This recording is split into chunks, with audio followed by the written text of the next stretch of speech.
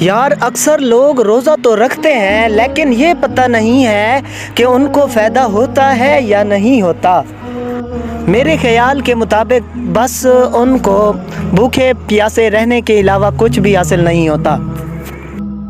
یا اللہ، یہ بندے تیرے روزہ دار کے بارے میں کیا کہہ رہے ہیں؟ لگتا ہے ان کو علم نہیں ہے، چلو ان کو سمجھانے کی کوشش کرتا ہوں۔ السلام علیکم پیارے بھائی جان، امید کرتا ہوں سبھی آپ خیریت سے ہوں گے۔ اللہ آپ کو اپنے حفظ امان میں رکھے۔ آپ کو معلوم ہے کہ یہ ماہ رمضان کا بابرکت مہینہ ہے۔ میرے عزیز دوستو، یہ مہینہ اللہ رب العزت کا مہمان ہے۔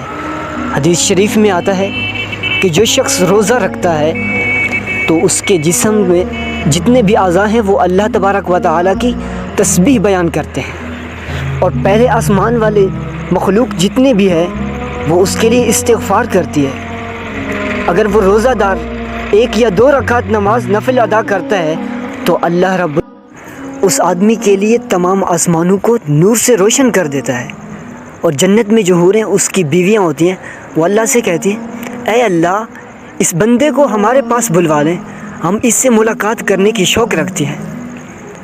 اگر روزہ دار روزے کی حالت میں سبحان اللہ یا الحمدللہ یا لا الہ الا اللہ کہتا ہے تو اللہ تبارک و تعالی فرشتوں کو حکم دیتا ہے کہ اس بندے کے نام اعمال میں نیکیاں لکھتے رہو، تو 70,000 فرشتے اس کے نام اعمال میں نیکیاں لکھنا شروع کرتے ہیں اور سورج کے غروب ہونے تک لکھتے رہتے ہیں۔